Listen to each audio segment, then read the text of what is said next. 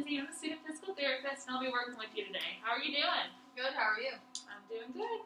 Okay, let me check your hospital bracelet.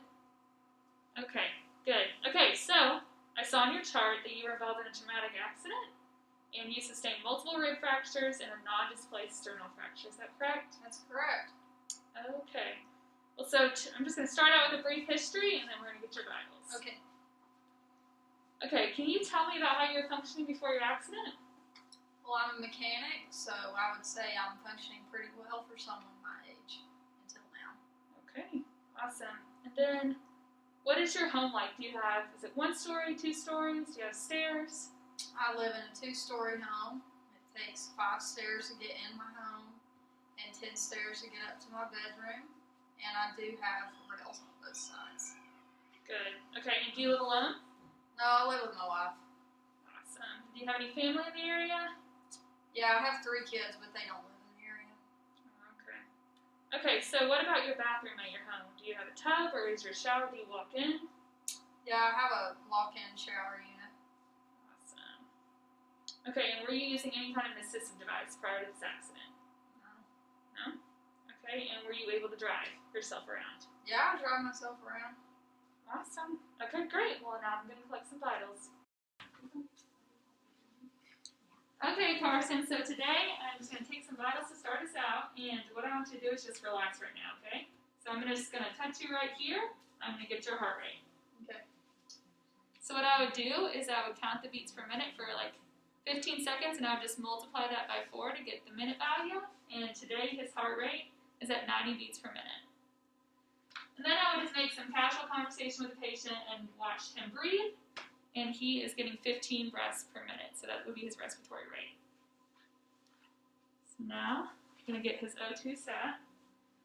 I want to do it on the 3rd or 4th digit.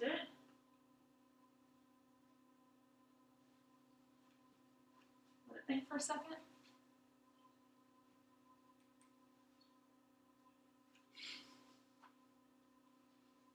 Okay, his O2 set is 91%. So not great, but not too bad. And now I'm going to do the blood pressure.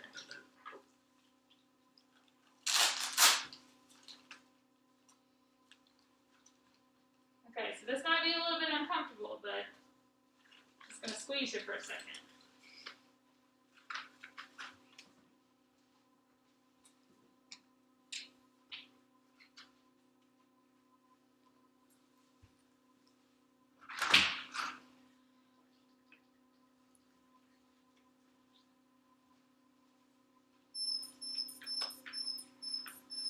So I blow it up until 30 over the radio pulse. And slowly let it out.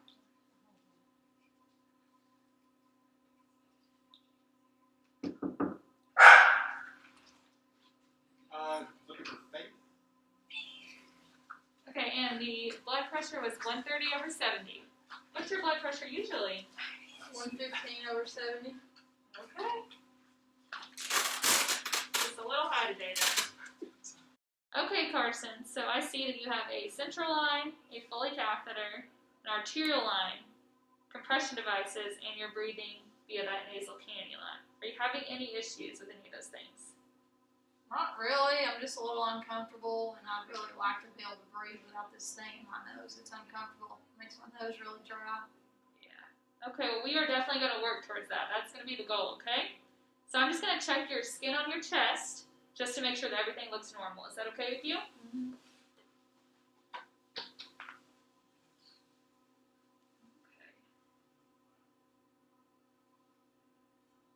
Okay, so I don't see anything abnormal.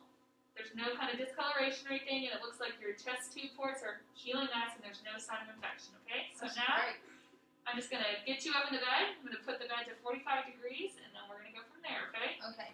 Okay. Hey, Carson, now that you're at 45 degrees, I just want you to relax, and I'm just going to look at the vein on your neck, okay? Okay. Okay, so I see no jugular vein distension, so your veins are doing good. So next what we're going to do is I'm going to get you sitting on the side of the bed.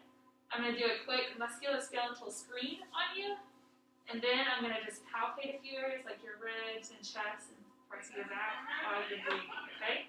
Okay. Okay, Can you so do that? Can you do just make sure that you're careful. I'm still pretty sore. I will. I absolutely will. And you just give me feedback throughout and if you're in any pain, okay? Okay. Okay, so now what I want you to do, I help you get to the edge of the bed, okay?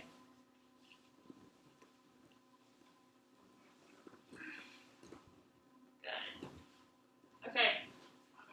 So we're not going to do any crazy motions since you have those sterile precautions, but what I want you to do is just bring your palm up to your shoulder, okay? Good. And then just bring it back down. Okay, now I'm going to assess your strength a little bit, so what I want you to do is just don't let me move you, okay? Good. Don't let me move you. Good. This side. Don't let me move you. Okay. Now I want you to bring this leg up a little bit, and don't let me move you. Good. Don't let me move you. Don't let me move you. Don't let me move you. Don't move you. Move your foot. Okay. Bring it pointed, good, and don't let me move you.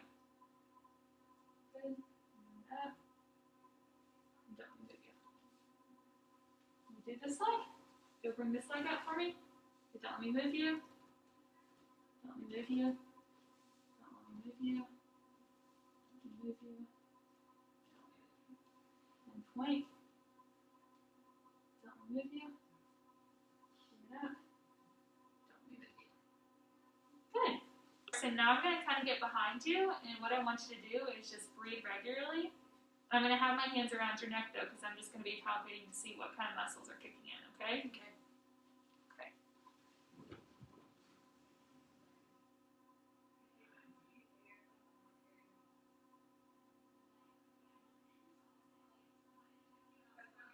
Okay, so when I'm palpating you right now, I'm noticing that these muscles are kicking in more, they're firing, so that tells me that your diaphragm's not doing the work it's supposed to be doing.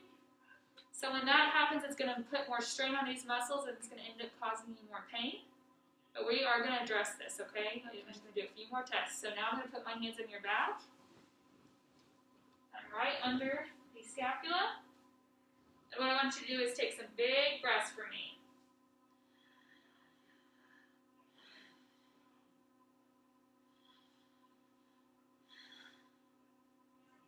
Okay, so I was just assessing for fremitus to see how much vibration, which really isn't important to you. I'm just kind of vocalizing what I'm doing, but you do have some decreased vibration, which is normal after a hemothorax. But again, this should kind of absolve itself and it will get better over time. Okay. So now I'm just going to palpate a little bit on your front side, okay? Okay, be careful, I'm sore. I will. So I'm going to start at the sternal angle, and I just want you to breathe normally for me.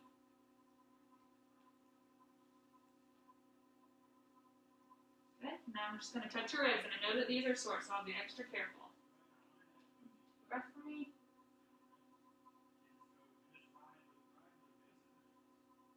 Good. Okay, so you seem to be breathing more with your upper chest instead of your diaphragm. So we're going to want to address that. But your rib angles look good and it doesn't look like you're hyperinflated at all. Right. Okay, so just a few more tests and then we're going to get started on some exercises. Okay. Okay, Carson, so now what I want you to do is just look down slightly. And I'm going to check your trachea, okay? So I'm going to be putting my finger kind of on your neck.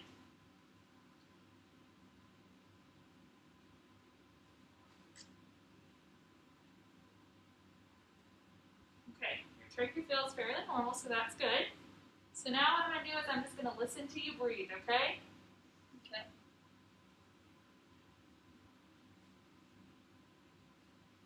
Okay, so I'm just going to ask you to take a few breaths for me. So just take 2 breaths in for me. Now. Okay.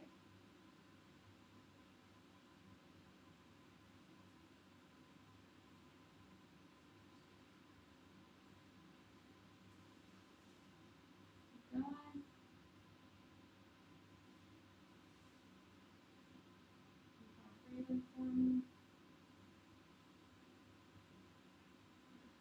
I'm going to move to this side. 2 breaths in for me each time.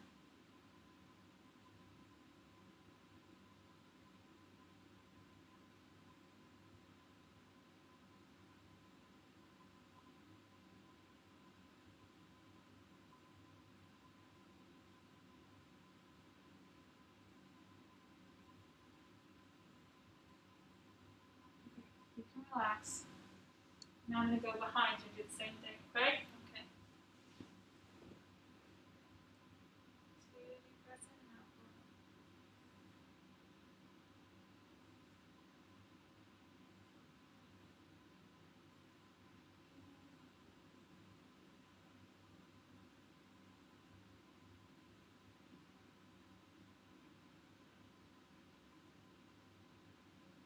Do the other side. Breathe in for me.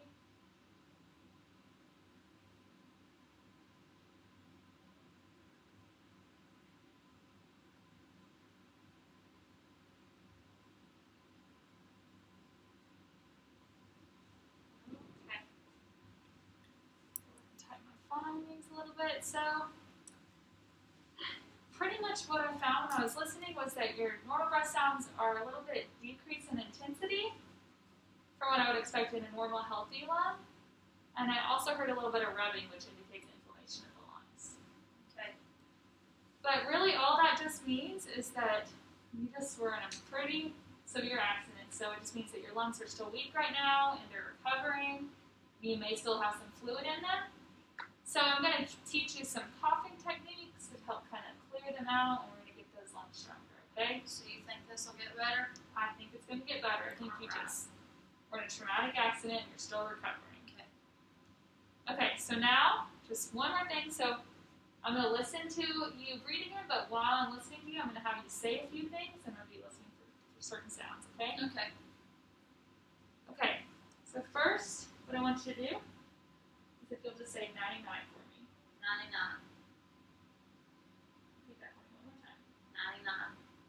Good. Okay, now I want you to say E, E, and then A, A. E, E, A, A. One more time for me. E, E, A, A. Good. And then lastly, I just want you to count for me. So say 1, 2, 3. 1, 2, 3. 1, 2, 3. Do it on this side too, because I'm hearing something. 1, 2, 3. 1, 2, 3. Okay, so in the sounds that I heard, it kind of indicates that you have bronchophony, which just indicates that you have an increased lung density, and we've already discussed this. So you just have kind of more dense areas in your lungs right now. Okay. Okay. Okay, Carson, so now we're going to lay you back down real quick, and I'm just going to kind of watch and see how your diaphragm moves while you're breathing, okay? Can you help me? I can.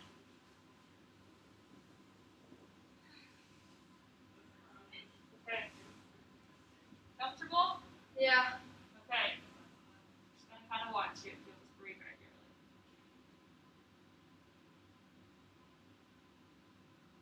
Okay, so it's not looking like you're feeling like you're using your diaphragm very much, so this is something we're going to address in our exercises, okay? Okay. So now, I'm sorry to get you back up again, but we're going to get you sitting on the edge of the bed, and then we're going to stand up. I'm going to want you to walk in place for 1 to 2 minutes, just so we can see how you tolerate exercise before we get into it, okay? Wow, okay. Okay, so let's sit you back up. Let me get my arm behind you. Good. Okay. Now can you stand up for me? Good. I'm going to have you just walk in place for 1 to 2 minutes. Then after she walks in place for 1 to 2 minutes, I would reassess her heart rate and blood pressure and see how she's responding to exercise before I got into the exercises, but she responded well, so we're good to move on.